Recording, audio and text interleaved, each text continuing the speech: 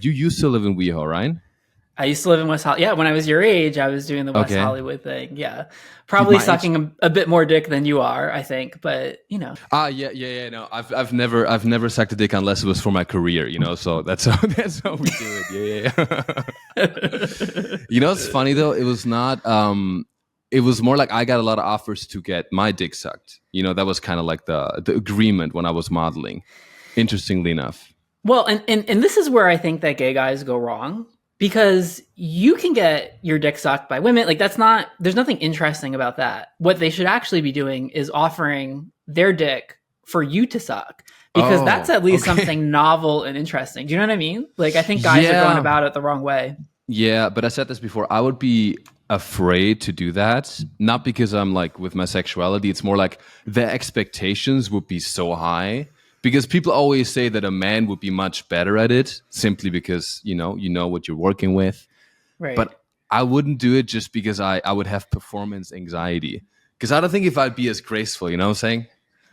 But I would suggest that it's not your skills that they're going for. It's like there's other things that they're finding interesting there. Like that you're straight and they're like converting you. Like there's a power dynamic at play. So you can just lick the tip. They'll be happy, really. Okay, cool. I'll take some notes. I'll write that down. I'll write that down for when it's time. Okay, great. That is so funny. Well, what do you think it is that because I know there's a big fascination in the gay world with straight guys. So do you think it's purely the because it's unattainable, it's like a challenge, or what is the I think it's actually grosser than that. Like I think that, and maybe you may know better than I do because you probably get this a lot, so I'm curious like what your opinion is. But I think that for a lot of guys, right, that we grow up in a world that tells us like we're less than for being gay, that we're damaged, that we're treated differently in the law, maybe our family disowns us, that at some point, like even subconsciously, you start to believe like what it is that everyone else is saying. Yeah. And so like you don't want someone else that's damaged like you. If all gay people are kind of damaged in this way, well, what's not a straight guy? And so I think that's what that like represents. So that's my working theory. Yeah. What do you think? I think maybe there's also an aspect of like, maybe, and that's just something I think, because obviously I haven't had the same experience, but I'm assuming that a lot of straight guys maybe were bullying their friends for being gay. And then like, there's kind of like almost like taking the power back. You know what I mean? Like, kind of like when, when you're bullied by somebody, then you kind of, that represents straight people for you. And then when you can, turn them, it's almost like you're taking the power back from them because you're being sexual with them. Okay. Yeah. I talked about this in like a recent video that I did. Did you see this? Is that why you're saying this? Or like, this? It's just because I've like all my friends are gay and it's something we've kind of talked about. Yeah. Can I tell you a story? It's really inappropriate. Sure. Oh, okay. Yeah. I think this video, before I invited you on the podcast, I made peace with the fact that this will probably not be monetized. So go ahead. Yeah, you're making no money off of this video.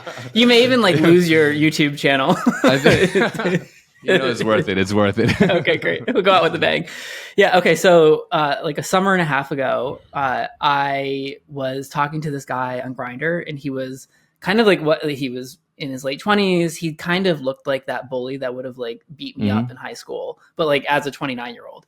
And he was like, "Oh, by the way, like I'm straight. I'm just on here for work. Like I'm looking to get hired." And I was like, "Oh, okay. Like great. It's not really my thing." Wait. For then work? I was like, like for an not like as an accountant, right? Like, yeah. I was like, wait, he wants to deliver some pizza with extra sausage. No, listen, I know that a lot of gay men, they run Hollywood, they run a lot of, I'm assuming there's in LA, there's a good chance you run into some producer or somebody you can get hired for like some other job. Not the kind of job that he was auditioning for in Rhode Island too. Yeah. Okay. So I was like, oh yeah, not really my thing. And then I was like, but just like out of curiosity, like, how much is it? And he was like, it's $100. And I was like, you're going to come to my house, like whip it out for $100? Cause like when I order takeout, it's like $100. Like we're going to have literally $100. We're going to have sex. And I was like, why would I let $100 stand between me and my fantasy? So he came over Yeah. And he walks in my door and he's like really tall and like very masculine. And he's like, bro, what do you want me to call you?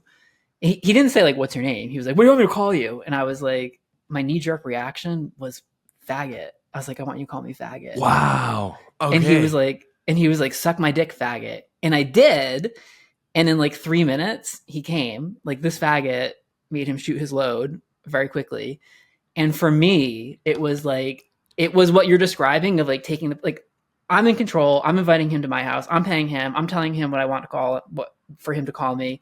Like I felt so powerful. And when he kept calling me faggot, well, throughout, even though so you felt powerful, even though he was calling you a slur, because he was calling me that. It was like I reached into the word and like took my power back.